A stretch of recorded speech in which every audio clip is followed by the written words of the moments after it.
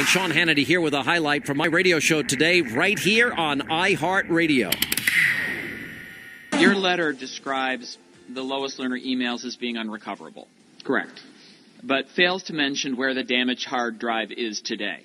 Do you know where the actual hard drive is that crashed in 2011? I'm advised the actual hard drive, after it was determined that it was dysfunctional and that with experts no emails could be retrieved, was recycled and destroyed in the normal process. So was it physically destroyed? That's my understanding. So was it melted down? Do you know? I have no idea what the recycler does with it. This was 3 years ago.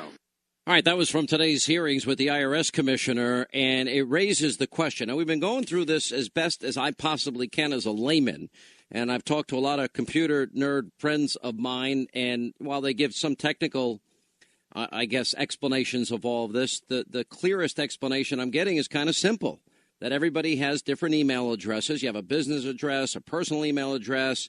I have multiple business addresses.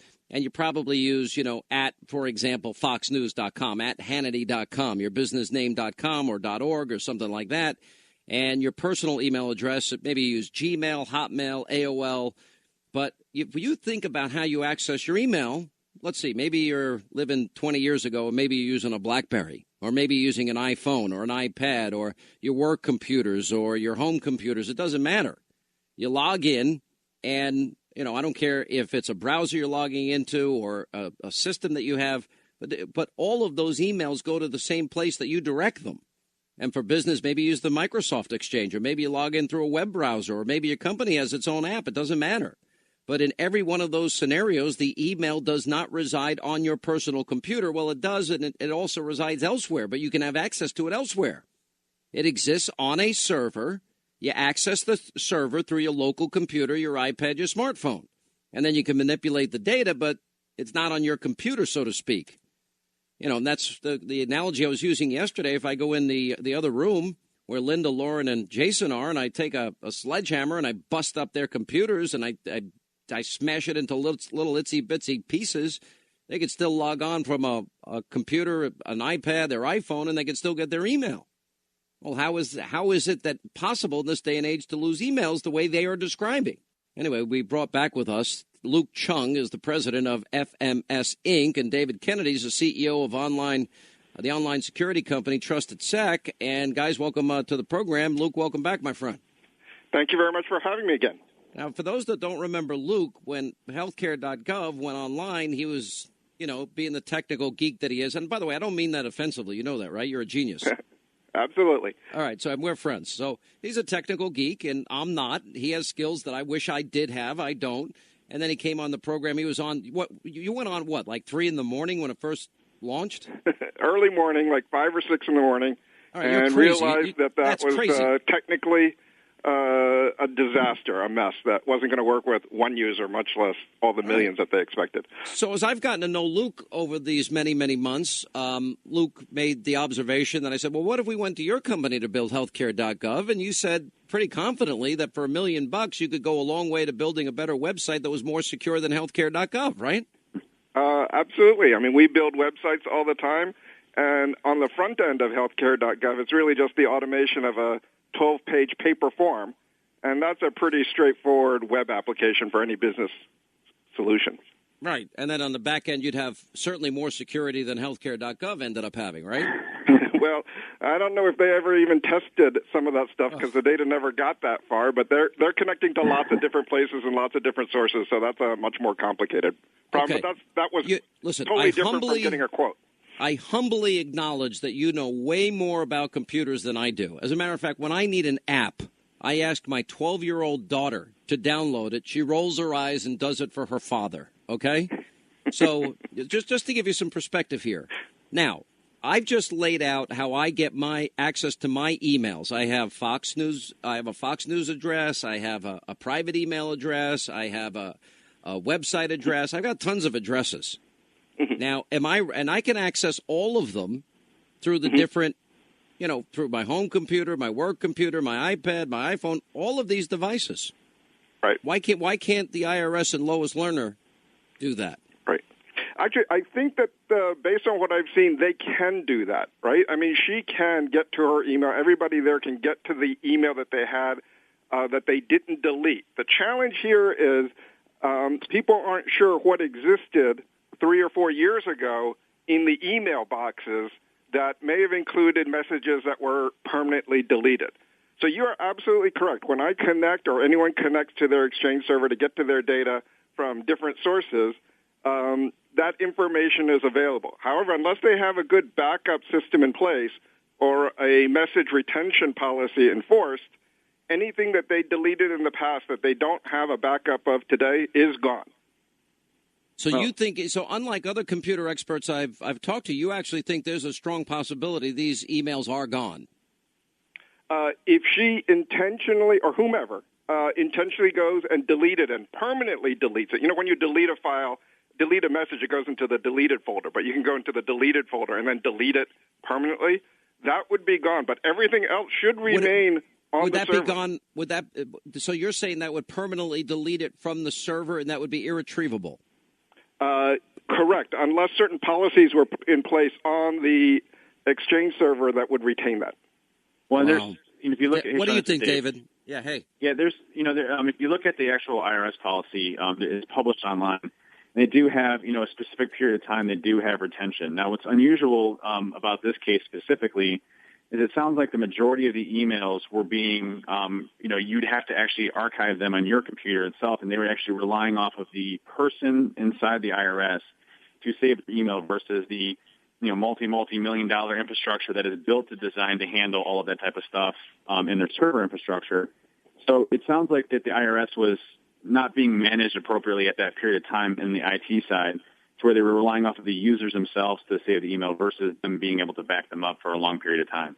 But that means that there wouldn't be any way to get back into the server and dig down deep inside that server and dig them out? Well, there's a practice called forensics analysis, and when a computer crashes, let's just take Lois Lerner's computer. When it crashes, it's almost, I would say to this day, almost impossible to not recover data, even if the hard drive itself is pretty badly damaged. I mean, they have the ability to send hard drives to things called clean rooms where you can reconstruct the data. A lot of times it's just, a software glitch to where you can repair it and actually pull the data off. So from an actual hard drive side, you should have been able to recover the data, especially from someone, as high profile as Lois was in this specific case.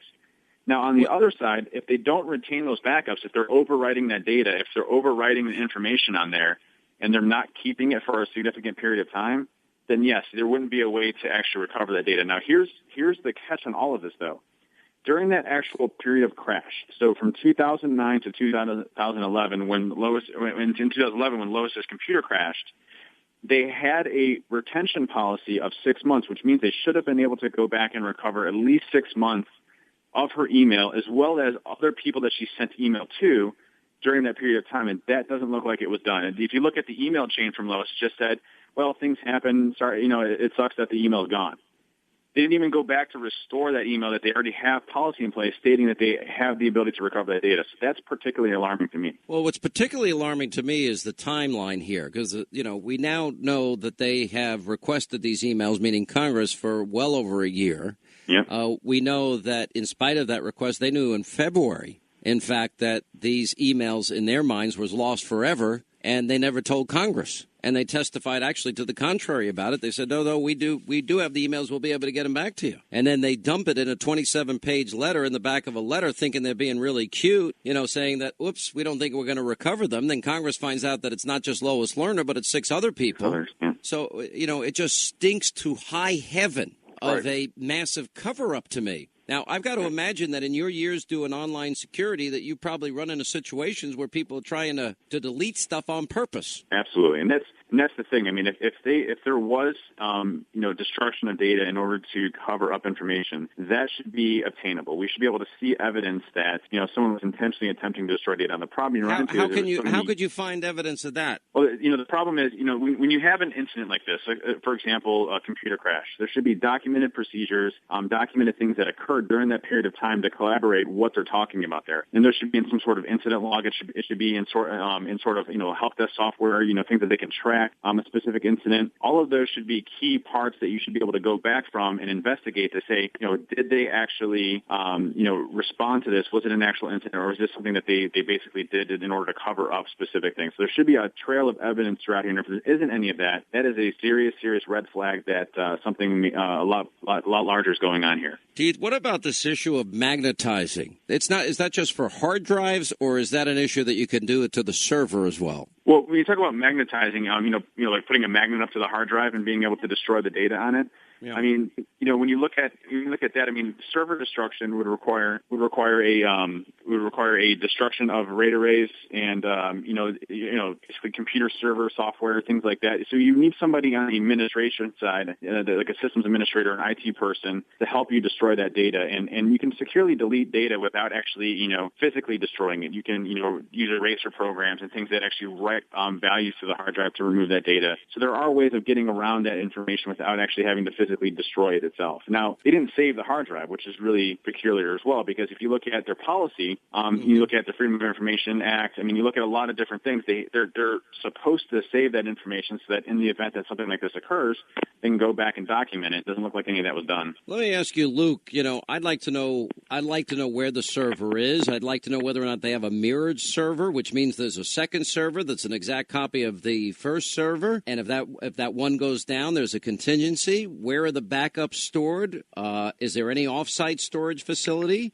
What are the stated policies of backup retention, and how is it that an agency that requires all of us to hang on to 7 years worth of data, how is it that they only are required to hold on to 6 months worth of emails? What federally speaking, what is the rule on data retention? Doesn't a lot of this sound suspicious to you? Absolutely, Sean. I'm very impressed by your list of things that should be done. I mean, we can stand from the outside at this point and say, of course, those things should have been done. And now the question would be, by the way, I had to study all day to get all these words down, Pat. I just want you to know.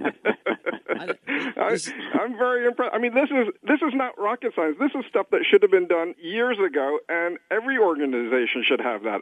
How do you back up your servers? And even when they tell people to put stuff on their local hard disks, on their local PCs, why weren't those PCs being backed up? Yeah, and I'd also like to know, was there any... Was there duplication on their IRS, laptops? But across the whole federal government, It makes no sense. You see, but I'm also thinking that, like me, I get emails. Sometimes I lose emails because I have an iPad, I have an iPhone, I have multiple work computers, and I have the ability to access one particular email account on all of them. And sometimes it goes to one device but not the other device. Have you ever had that happen? An email? Not really, no. That unless I get it on one device and delete it, then it shouldn't show up on the other. But okay, but so I got to assume that these emails to Lois Lerner and these other 6 or 7 people that it had to go to multiple devices like me, I mean, I just got to assume that there might be another way to find these emails, right? Emails, I think, are one of the toughest things to delete cleanly. I mean, she may have files on her disk, spreadsheets, Word documents, whatever, that are permanently lost, no other copy around. But emails, since they come from somebody and go to somebody else, sometimes they're CCs. You can't pull that together from the other people. Is that the same for texting as well? Texting on a phone oftentimes isn't saved and recorded. Okay. All right, you wanted to add something, David, real quick. We got about 30 seconds. Sure. What I was going to say is, we're in an age right now, since probably 2000, we've been able to recover from large disasters and be able to retain data in a very cheap and easy format. The fact that the IRS can't do that is a testament to probably how messed up it is on the inside to be able to even handle, significant IT issues. Now, the thing that I guess spurs into my mind on all of this is that there's additionally 6 others that they weren't able to recover. I mean, I think there needs to be an investigation in place to say, listen, we're going to sample the rest of this organization to see really how many people actually lost their emails during this period of time. And if it's not a significant amount, there's probably something major going on there where they're trying to cover up some of this. Well said. All right. Guys, we'll probably have you back sometime next week. We're not going to get off the story, and it's a developing scenario. We got more hearings on Monday. Thank you both for being with us. For more of the Sean Hannity Show, go to Hannity.com.